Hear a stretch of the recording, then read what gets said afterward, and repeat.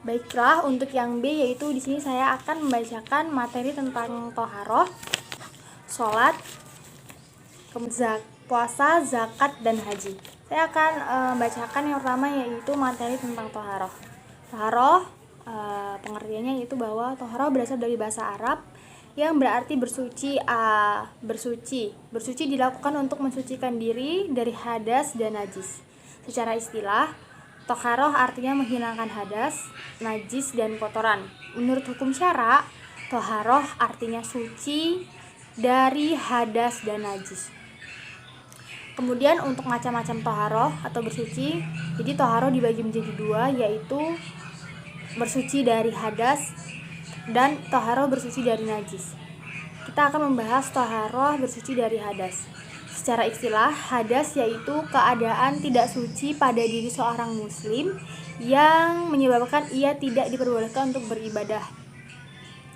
Hadas itu dibagi menjadi dua. Yang pertama ada hadas kecil dan yang kedua ada hadas besar. Hadas kecil adalah keadaan tidak suci pada diri seseorang muslim yang dapat disucikan dengan berwudu atau tayamum pada keadaan tertentu. Kemudian untuk hadas besar adalah keadaan tidak suci pada diri seorang muslim yang dapat disucikan dengan mandi junub atau mandi besar. Kemudian toharoh yang kedua yaitu toharoh atau bersuci dari najis. Menurut istilah, najis adalah kotoran yang menjadi sebab terhalangnya seorang untuk beribadah kepada Allah. Najis dibagi menjadi tiga, yaitu najis mukhafafah, najis mutawasitoh, dan najis mukhaladoh. Najis mukhafafah adalah najis ringan seperti air kencing bayi laki-laki di bawah umur 2 tahun. Cara mensucikannya cukup dengan mempercikan air pada benda yang terkena najis. Kemudian yang kedua yaitu najis mutawasitoh. Nah, najis ini adalah najis yang diyakini ada tapi tidak nyata wujudnya, seperti hanya kayak baunya saja. Cara mensucikannya yaitu cukup dengan mengalirkan air pada benda atau tempat yang terkena najis. Kemudian yang ketiga yaitu najis mukhaladoh, berarti najis yang berat. Cara mensucikannya yaitu bertahap, yaitu dengan membasuh sebanyak 7 kali. 1 kali diantaranya menggunakan air yang dicampur dengan tanah yang suci. Kemudian tata cara toharoh atau bersuci yaitu ada 3 cara. Pertama, bersuci dengan mandi wajib, yang kedua bersuci dengan berwudu, dan yang ketiga bersuci dengan tayamum. Assalamualaikum warahmatullahi wabarakatuh. Nama saya Arinta Ramasari dengan NPM 1903011022. Pada kesempatan kali ini saya akan membacakan poin A dan poin B pada tugas ujian kompleks keagamaan. Jadi untuk yang poin A yaitu menuliskan ayat Al-Quran Surat Al-Baqarah ayat 282 beserta artinya, kemudian menuliskan pula 10 macam hukum tajwid. Baiklah, di sini saya akan membacakan surat Al-Baqarah ayat 282. Ya ayyuhalladzina amanu idza tadayantum bidainin ila ajalin musamman faktubuh wal yaktub bainakum katibun bil adli wala yaba katibun an yaktuba kama alamahu Allahu falyaktuba wal yumlilil ladzi alaihil haqqu wal yattaqillaha rabbahu wala yabkhas minhu syai'an fa in kana ladzi alaihil haqqu safihan aw dha'ifan la yastati'ul ayyumila huwa fal yumlil waliyu bil adli wastashhidul syihidaini min rijalikum fa ilam yakuna rajulaini farajulun wa mar'atani mimman tarasawna minas syuhada'i an qadira ihdahuma fatudakira ihdahumal ukhra wala yabas syuhada'u idha madu'uh wala tash'amu an taktubuhu sukhiran aw kabiran ila jali dzalikum aqsatu indallahi wa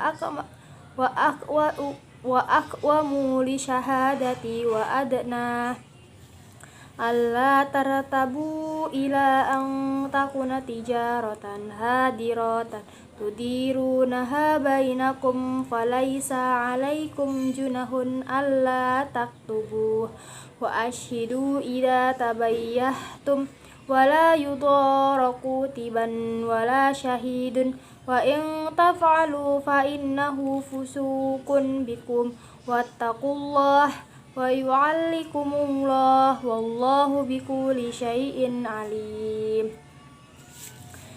Artinya yaitu, wahai orang-orang yang beriman, apabila kamu melakukan hutang piutang untuk waktu yang ditentukan, hendaklah kamu menuliskannya, dan hendaklah seorang penulis di antara kamu menuliskannya dengan benar. Janganlah penulis menolak untuk menuliskannya sebagaimana Allah telah mengajarkan kepadanya, maka hendaklah dia menuliskannya. Dan hendaklah orang yang berhutang itu mendekatkan, dan hendaklah dia bertakwa kepada Allah Tuhannya, dan janganlah dia mengurangi sedikit pun daripadanya jika yang berhutang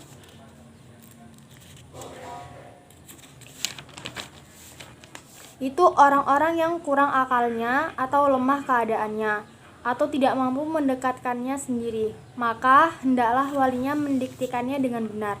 Dan persaksikanlah dengan 2 orang saksi laki-laki di antara kamu. Jika tidak ada saksi, maka 2 orang laki-laki, maka boleh seorang laki-laki dan 2 orang perempuan di antara orang yang kamu sukai dari para saksi yang ada, agar jika yang seorang lupa, maka yang seorang lagi mengingatkan. Dan janganlah saksi-saksi itu menolak apabila dipanggil. Dan janganlah kamu bosan menuliskannya untuk batas waktunya, baik utang itu kecil maupun besar.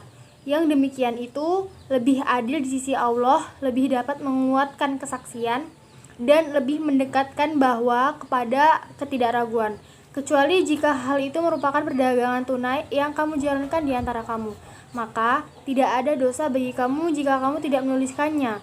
Dan ambillah saksi apabila kamu berjual beli, dan janganlah penulis dipersulit. Dan begitu juga saksi.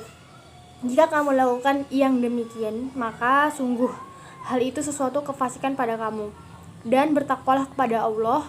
Allah memberikan pengajaran kepadamu, dan Allah Maha mengetahui segala sesuatu.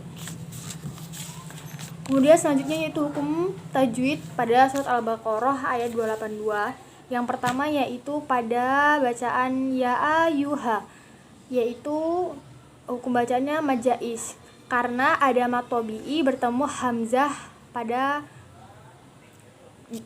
dalam beda kata. Yang kedua yaitu alladzina, itu idgham syamsiah, karena ada alif lam bertemu dengan huruf lam. Yang ketiga yaitu pada bacaan amanu idza tadah, yaitu mad tabi'i, karena ada domah diikuti waw sukun serta ada fathah diikuti alif. Kemudian yang keempat itu pada bacaan yang tum, yaitu ikhfa, karena ada nun mati bertemu huruf ta. Kemudian yang kelima yaitu bidainin ilah, itu adalah idghal halqi hukum bacaannya, karena ada tanwin bertemu dengan alif. Selanjutnya yang keenam yaitu ada ajalin musamman, itu hukum bacaannya yaitu idgham bihuna, karena ada tanwin bertemu dengan mim. Yang ketujuh yaitu bil hadli, hukum bacaannya adalah idhar qamariyah, karena ada tanwin bertemu dengan huruf ba. Selanjutnya yaitu katibun an, itu idhar halqi hukum bacaannya, karena ada tanwin bertemu dengan alif. Yang selanjutnya yaitu an yaktuba, hukum bacaannya yaitu idgham bihunah, karena ada nun mati bertemu dengan huruf ya. Dan yang terakhir yaitu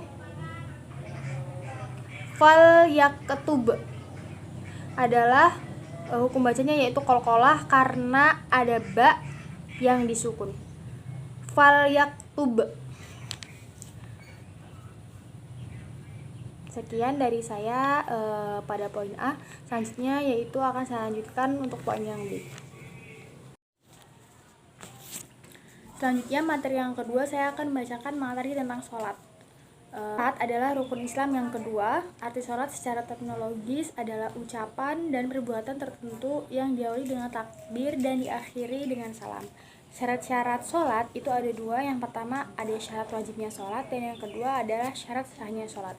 Untuk syarat wajibnya sholat itu adalah yang pertama seorang muslim, yang kedua berakal, yang ketiga balik, dan yang keempat bersih dari haid dan nifas. Kemudian syarat sahnya sholat yaitu yang pertama waktunya telah tiba, yang kedua suci dari hadas besar dan hadas kecil, yang ketiga suci badan, pakaian, tempat dari najis, yang keempat yaitu menutup aurat, dan yang kelima yaitu menghadap kiblat. Rukun sholat yaitu ada niat, berdiri, takbiratul ihram, membaca Al-Fatihah, ruku, i'tidal, sujud, duduk di antara dua sujud, duduk akhir, membaca tasyahud, membaca sholawat Nabi, mengucap salam, dan tertib. Selanjutnya yaitu materi tentang puasa. Puasa menurut bahasa yaitu menahan diri. Menurut istilah, syariat adalah menahan diri pada siang hari dari hal-hal yang membatalkan puasa. Rukun dan syarat puasa yang pertama yaitu menahan diri dari hal-hal yang membatalkan puasa, dan yang kedua yaitu niat. Selanjutnya yaitu hal-hal yang membatalkan puasa, salah satunya yaitu yang pertama memasukkan sesuatu ke dalam rongga badan, yang kedua mengeluarkan mani, yang ketiga mengetahui haramnya, yang keempat yaitu muntah dengan sengaja, dan yang kelima yaitu bersetubuh dengan sengaja. Selanjutnya yaitu materi tentang zakat. Menurut bahasa, zakat yaitu tumbuh atau tambah. Menurut istilah, zakat yang berarti hak yang wajib diambil dari harta yang banyak. Macam-macam zakat itu ada zakat fitrah, zakat dan zakat mal.